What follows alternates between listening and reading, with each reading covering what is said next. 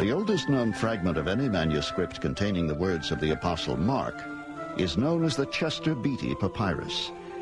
It is a copy of a much earlier work and was written at least 2.5 centuries after Mark lived. And when he had called the people unto him with his disciples, he said unto them, Whosoever will come after me, let him deny himself, and take up his cross, and follow me. Mark 8:34. One of the great mysteries of the New Testament was first noticed centuries ago. Large portions of the text in the books of Matthew, Mark, and Luke were almost identical, leading to the assumption that Matthew and Luke may have copied the works of Mark. But when Jesus saw it, he was much displeased, and said unto them, Suffer little children to come unto me, and forbid them not, for such is the kingdom of heaven. Mark 10:14. But Jesus said, Suffer little children, and forbid them not to come unto me, for of such is the kingdom of heaven. Matthew 19:14. But Jesus called unto him and said, Suffer little children to come unto me, and forbid them not, for of such is the kingdom of heaven. Luke 18:16.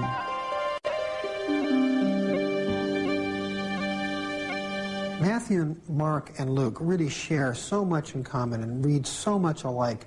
Scholars often refer to them as the synoptic gospels. That is, using a term synoptic, meaning to see alike, to refer to them.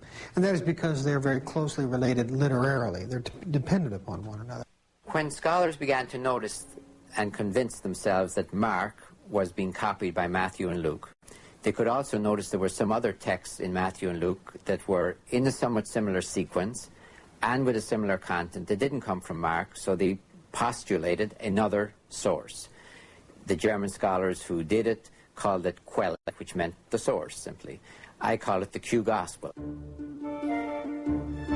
No material evidence for the existence of the hypothetical Q Gospel has ever been found, yet its influence is unmistakable.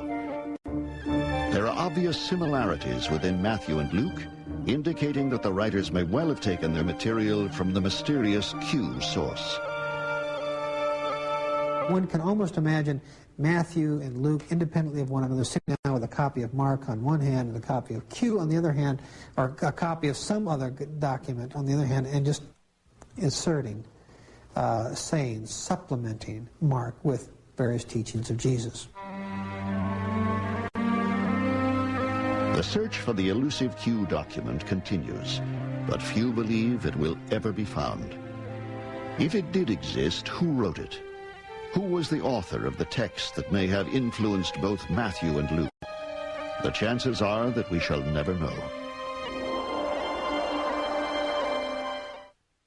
You are watching Secrets of the Ancient World.